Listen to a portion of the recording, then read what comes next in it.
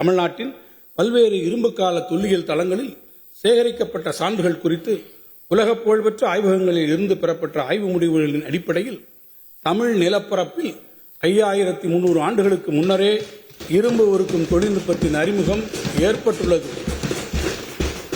எனும் வரலாற்று சிறப்புமிக்க அறிவிப்பை மாண்புமிகு தமிழ்நாடு முதலமைச்சர் அவர்கள் அண்மையில் உலகிற்கு அறிவித்தார்கள்.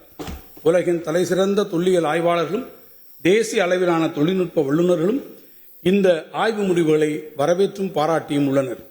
இரும்பின் தொன்மை குறித்தும் பழந்தமிழரின் தொழில்நுட்ப திறன் குறித்தும் வெளியான இந்த ஆராய்ச்சி முடிவுகளை உலகத் தமிழர்கள் பெருமகிழ்ச்சியோடு கொண்டாடி மகிழ்ந்தார்கள் என்பதை இம்மாமன்ற உறுப்பினர்கள் நன்கறிவார்கள். இவ்வேளையில் 3 ஆண்டுகளுக்கு முன்னர் இம்மாமன்றத்தில் பெருமிதத்தோடு மாண்புமிகு முதலமைச்சர் அவர்கள் அறிவித்த வரலாற்றில் இடம்பெறவிருக்கும் வாசகத்தை நாம் நினைவுகூர்ந்து இரும்பின் உறுதியோடு உறக்கச் சொல்லுவோம். இந்திய துணைக்கண்டத்தின் வரலாறு இனி தமிழ் நிலப்பரப்பிலிருந்துதான் தொடங்கி எழுதப்பட வேண்டும்.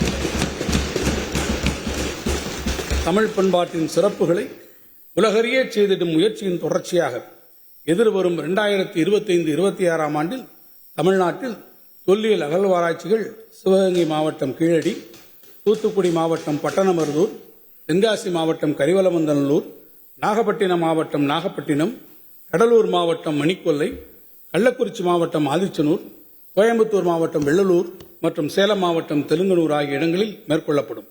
பழந்தமிழரின் பண்பாட்டு அடையாளங்களை தேடும் பயணம் அண்டை மாநிலங்களில் உள்ள பாலூர் ஒடிசா, பெங்கி ஆந்திரா, மஸ்கி கர்நாடகா ஆகிய பகுதிகளுக்கும் விரிவடைந்திருக்கிறது. அகழ்வாராய்ச்சியில் வெளிக்கொணரப்பட்ட தொல்லியல் பொருட்களில் தொல் மரபணுவியல் ஏன்ஷியன் டிஎன்ஏ அனாலிசிஸ், உலோகவியல் பகுப்பாய்வு மெட்டலர்ஜிக்கல் அனாலிசிஸ், நுண் தாவரவியல் மைக்ரோ பாட்டனி, மகரந்த பகுப்பாய்வு போலன் அனாலிசிஸ், தூண்டொலி வெப்பக்கால கணிப்பு optically stimulator லுமினிசன்ஸ் dating, மட்பாண்டவியல் ceramic technology உள்ளிட்ட உயர் தொழில்நுட்ப ஆய்வுகள் உலக புகழ்பெற்ற ஆராய்ச்சி நிறுவனங்களுடன் இணைந்து மேற்கொள்ளப்படும். வரும் நிதியாண்டில் தொல்லியல் அகழ்வாராய்ச்சி மற்றும் அறிவியல் ஆய்வுகள் மேற்கொள்ள 7 கோடி ரூபாய் நிதி ஒதுக்கப்படும்.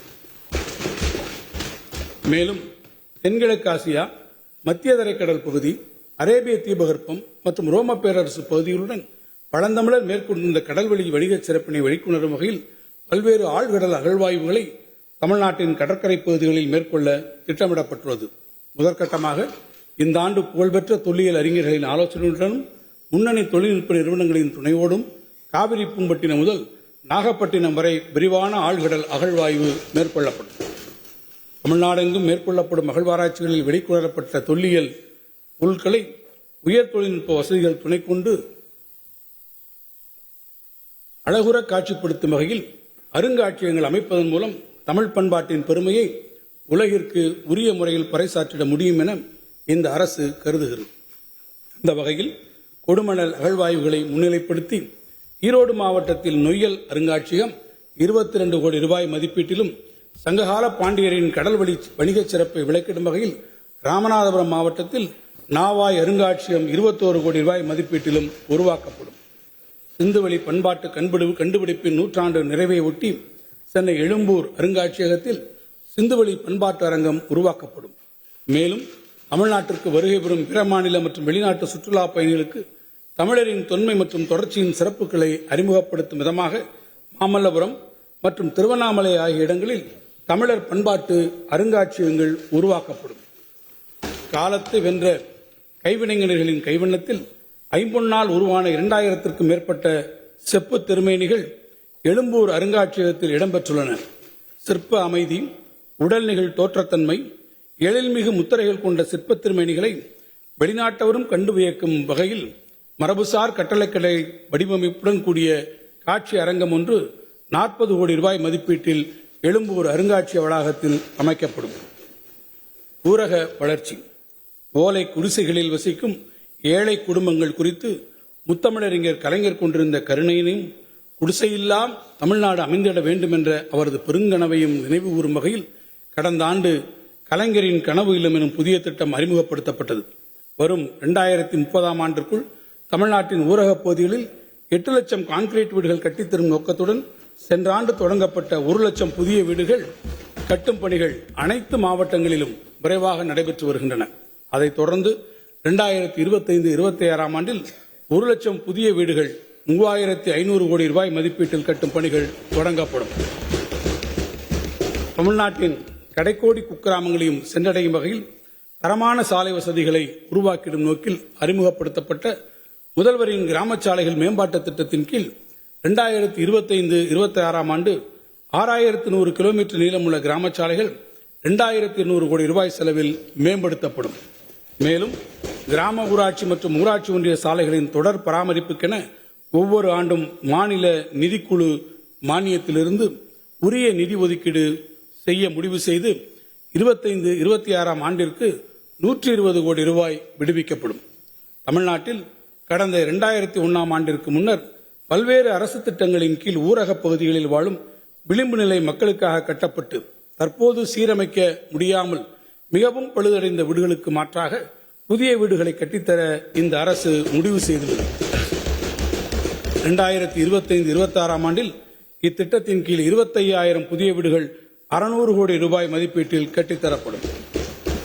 தமிழ்நாட்டின் அனைத்து குக்கிராமங்களும் தன்னிறைவு பெற்றிடும் வகையில் பல்வேறு அடிப்படை வசதிகளை நிறைவேற்றித் தரும் நோக்கத்தோடு நடைமுறைப்படுத்தப்பட்டு வரும் அனைத்து கிராம அண்ணா மறுமலர்ச்சி திட்டம் 2 கீழ் 2025-26 ஆண்டில் 2,329 கிராம ஊராட்சிகளில் 1,087 கோடி ரூபாய் மதிப்பீட்டில் பணிகள் மேற்கொள்ளப்படும்.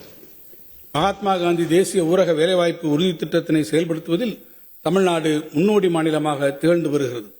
2023-24 ஆண்டில் 40.87 கோடி மனித சக்தி நாட்கள் 13,392 கோடி ரூபாய் செலவினத்தில் எய்தப்பட்டுள்ளது. ஆனால் 2024-25 ஆண்டில் 27/11/2024 முதல் 11/3/2025 வரை வேலை செய்த தொழிலாளர்களுக்கு வழங்க வேண்டிய 2,839 கோடி ரூபாய் ஊதியம் மற்றும் 957 கோடி ரூபாய் பொருட்கூறுக்கான நிதி என மொத்தம் 3,796 கோடி ரூபாயை ஒன்றிய அரசு இதுவரை விடுவிக்காமல் நிலுவையில் வைத்துள்ளது. நிலுவைத் தொகையை உடனடியாக விடுவித்திட தமிழ்நாடு அரசு ஒன்றிய அரசை தொடர்ந்து வலியுறுத்தி வருகிறது. இந்த வரவு செலவு திட்ட மதிப்பீடுகளில் ஊரக வளர்ச்சி மற்றும் ஊராட்சித்துறைக்கு 29,465 கோடி ரூபாய் ஒதுக்கீடு செய்யப்பட்டுள்ளது.